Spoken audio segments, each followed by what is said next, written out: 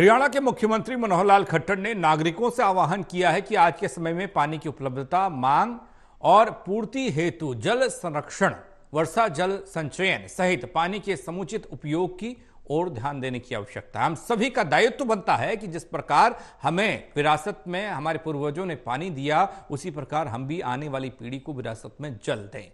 इसके लिए पानी बचाना ही एकमात्र उपाय है और यह जन भागीदारी के बिना सफल नहीं हो सकता। इसलिए सरकार के साथ साथ नागरिकों को भी इसमें सहयोग करना होगा और अपने अपने स्तर पर पानी बचाने की मुहिम को मिशन मोड पर लाना होगा।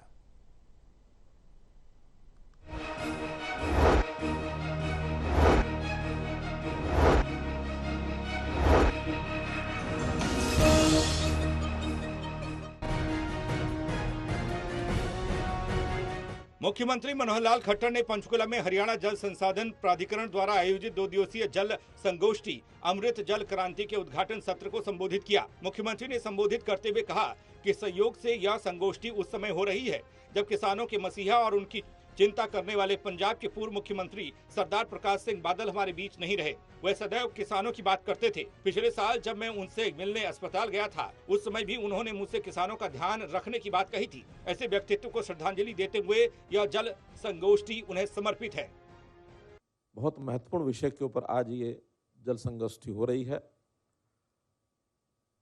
इसमें स्टेक होल्डर्स तो बहुत हैं, नागरिक स्वयं में इसका सबसे बड़ा स्टेक होल्डर है, लेकिन अगर प्रोफेशनली कोई एक वर्ग के बारे में कहा जाए तो किसान इसमें सबसे बड़ा स्टेक होल्डर है।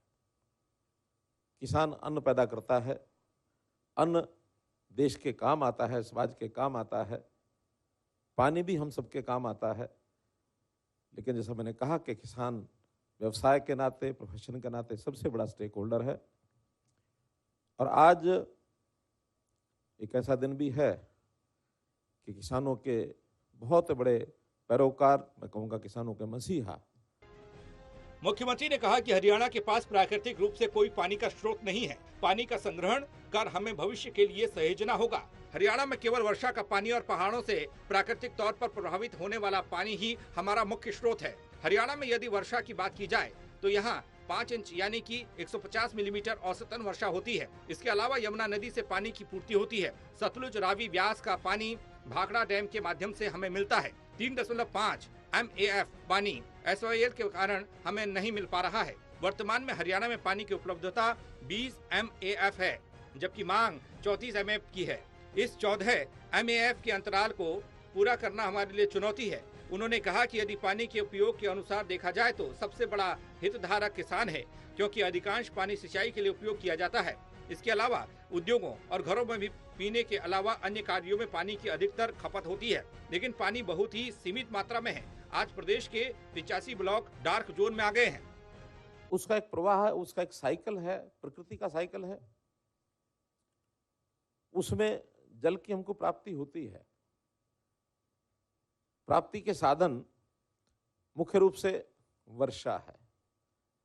वर्षा भी एक हमारे क्षेत्र में वर्षा होती है और एक वर्षा मानो हमसे दूर पहाड़ों में होती है, तो पहाड़ों का जो एक पानी का प्रवाह है उसका हिस्सा हमको मिलता है।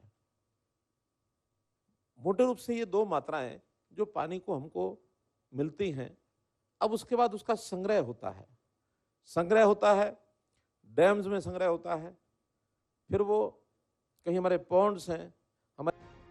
मुख्यमंत्री ने कहा कि पानी की मांग और उपलब्धता के अंतराल को पूरा करने के लिए वर्षा के पानी का संग्रहण करना, सिस्टम खड़े करना मकसद रहना चाहिए। इसके अलावा रिजर्वायर, तालाबों और झीलों की क्षमताएं बढ़ानी होंगी। भूजल रिचार्जिंग पर भी काम करना होगा। उन्होंने कहा कि आज भूजल रिचार्ज से ज्यादा पानी निकाला जा रहा है। भूमि से पानी का लगभग 139% दोहन हो रहा है। आज के समय में जमीन की लेयर पेस्टिसाइड के इस्तेमाल से ठोस बन गई है, जिसके कारण भूजल रिचार्ज में एक बड़ी समस्या आ रही है। इस समस्या से निजात पाने के लिए भूमि सुधार की तकनीकों पर ध्यान देने की आवश्यकता है।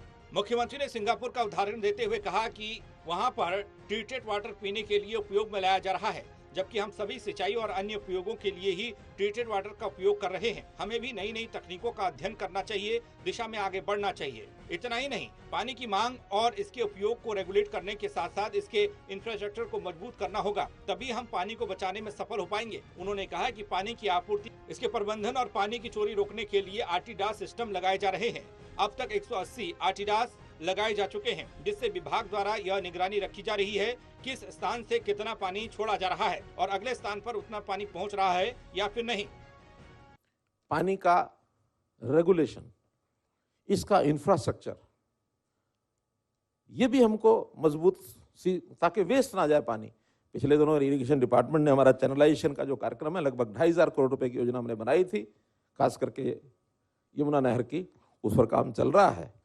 अभी भी 3 दिन पहले मूणक हेड के ऊपर एक पैरेलल दिल्ली ब्रांच का मैं शिलान्यास करके आया हूँ, हालांकि काम शुरू हो चुका उसका। हमने दक्षिण हरियाणा में भी जो लिफ्ट इरिगेशन के प्रोजेक्ट्स भी चलाए हैं। वेस्टर्न यमुना कैनाल का दोनों जो नहरें हैं उनका काम चल रहा है, क्योंकि चैनलाइजेशन जितना अच्छा होगा, खेत में आखिरी टेल तक पानी पहुंचाने के लिए हमको सुविधा होगी, हम उसमें चोरी नहीं होने देंगे। बहरहाल हरियाणा जल संसाधन प्राधिकरण द्वारा भूजल की गहराई का पता लगाने के लिए 1700 पीजोमीटर लगाए जा चुके हैं, लेकिन भूजल दोहन और इसके उपयोग की भी मॉनिटरिंग की व्यवस्था की जानी चाहिए। 6 महीने या साल भर में भूजल का आकलन किया जाना चाहिए। Anil Kumar, total news, Chandigarh.